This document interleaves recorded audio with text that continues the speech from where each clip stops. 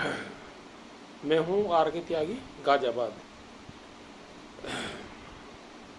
आज मैं आपको विक्रम लैंडर और प्रज्ञान के विषय में कुछ थोड़ा बहुत जिक्र करूंगा।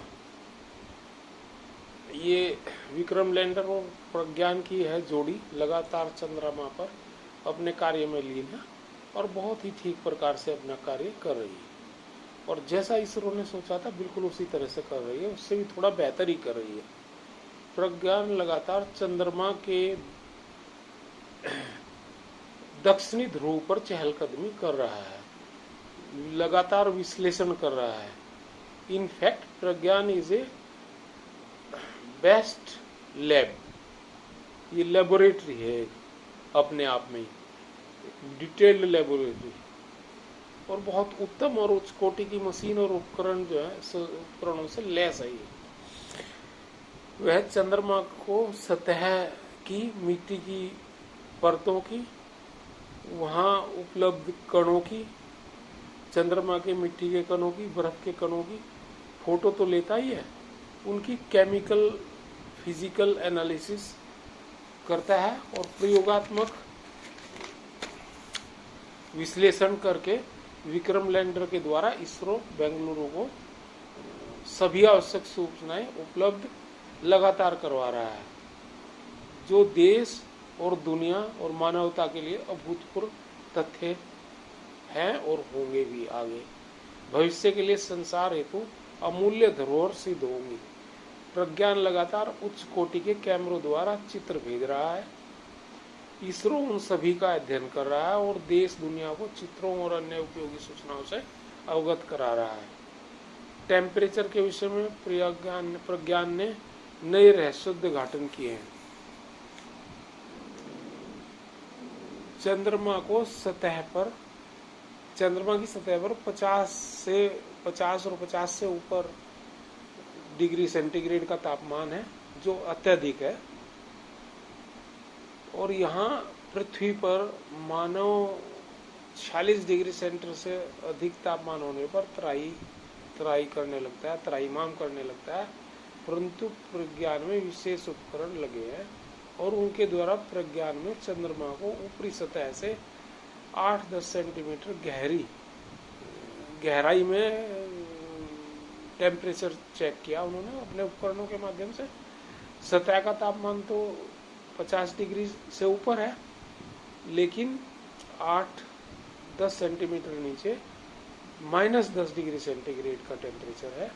अर्थात यहाँ कहीं ना कहीं बर्फ, आइस के भंडार हो सकते हैं, पानी के भंडार हो सकते हैं, जो उसे इतने टेम्परेचर के बाद ठंडा कर रहे हैं और 8-10 सेंटीमीटर के नीचे ही ठंडा कर रहे हैं। इतना ज्यादा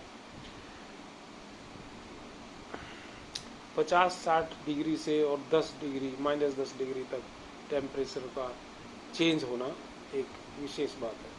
बर्फ होने से मानव को पानी की आपूर्ति होने की संभावनाएं प्रबल होती हैं और मून कॉलोनी, चंद्रमा पर मानव बस्ती, स्पेस मिशन हेतु बेस कैंप आदि बनाने में उपयोगी सिद्ध हो सकते हैं।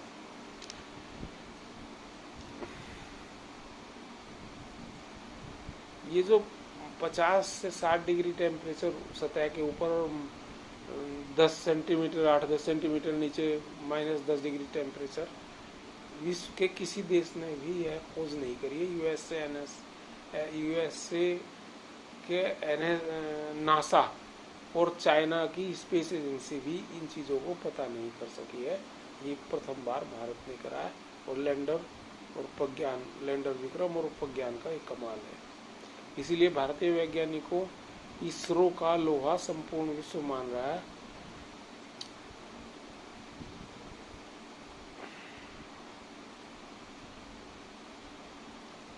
अच्छा, पाकिस्तान ने भी इसकी जीओटी ने बहुत भूरी और प्रशंसा करी है और भारत के वैज्ञानिकों और अधिकारियों ने, उनके पाकिस्तान के वैज्ञानिकों और अधिकारियों ने भी इसकी बहुत प्रशंसा करी है। चाइना का ग्लोबल टाइम्स ने प्रशंसा तो की, किंतु यह भी कहा कि चीन की तकनीक भारत से ज्यादा उत्तम है और सीधा चंद्रमा पर सॉफ्ट लैंडिंग कराने में सक्षम है चीन। भारत की तरह से 40 दिन नहीं लगते चीन को।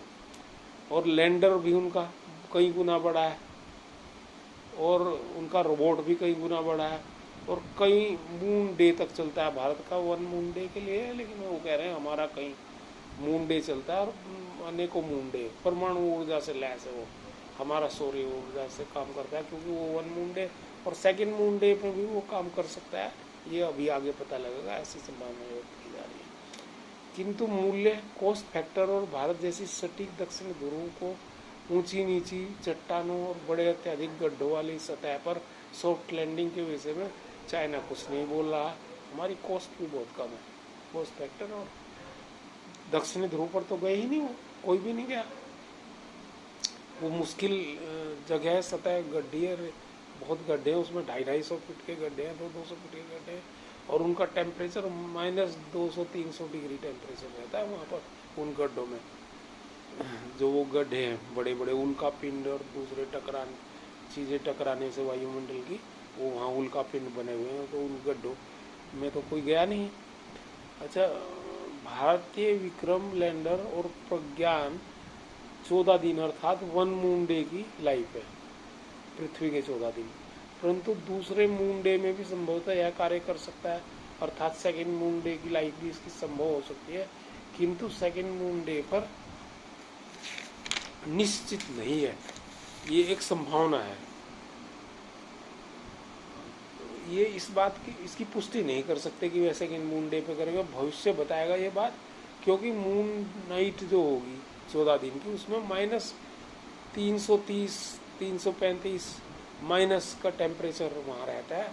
अब उस स्थिति में ये मशीन के जो उपकरण है वो काम कर पाएंगे, काम करने योग्य रहेंगे या नहीं रहेंगे, ये तो 2nd मून डे आने पे पता लगेगा। और उसका टेम्परेचर का क्या इफेक्ट होता है।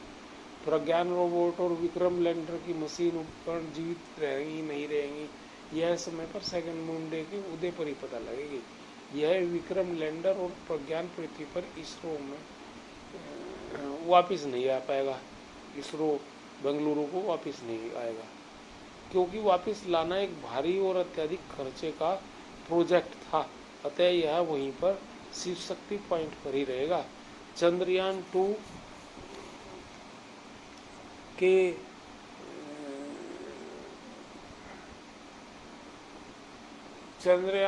2 के जो लैंडिंग पॉइंट था उसको तिरंगा पॉइंट, और चंद्रयान 3 को लैंडिंग पॉइंट को शिव शक्ति पॉइंट एकदम ही कहना और निर्धारित करना एकदम सही निर्णय है। और इस पर राजनीति करना बिल्कुल अनुयुक्त है, उपयुक्त नहीं है। हम भारतीय हैं और इसकी निंदा करते हैं सभी भारतीय। ये राजनीति बाजी देश हित में तो बिल्कुल नहीं है। पूर्व में भी जवाहर पॉइंट नाम रखने को भी हम चर्चा नहीं बनाना चाहते, क्योंकि तिरंगा और शिव शक्ति तो अत्यधिक व्यापक और देश को शक्ति और देश की भक्ति का प्रतीक है, देश की शक्ति और भक्ति का प्रतीक है। और जय भारत, जय इसरो, जय भारत विज्ञान, जय भारत वैज्ञानिक, सभी को नमन और नतमस्तक हम करते हैं। और सभी से निवेदन करते हैं कि इसको राजनीति के विषय न बनाया जाए।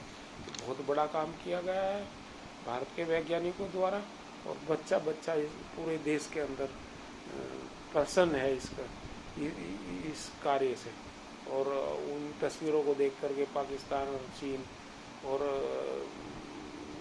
ब्रिटेन के कुछ लोग जो है बड़े जलन महसूस कर रहे हैं। और आपने देखा होगा किस तरह से BBC पर टिप्पणी करी ब्रिटेन के व्यक्ति ने, और चीन ने भी, मैंने आपको भी बताया, उन्होंने कहा हमारी टेक्नोलॉजी बढ़िया है।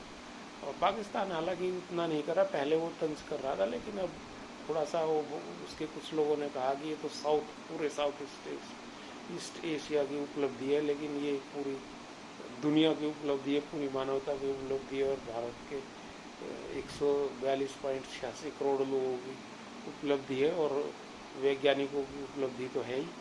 और हमारे राजनीतिज्ञों को इस पर जो जिस तरह की टिप्पणियाँ ये कर रहे हैं ये लोग बाग, और सांप्रदायिकता का जहर इसमें घोलने की कोशिश कर रहे हैं, बिल्कुल ही निंदा की चीज़ है।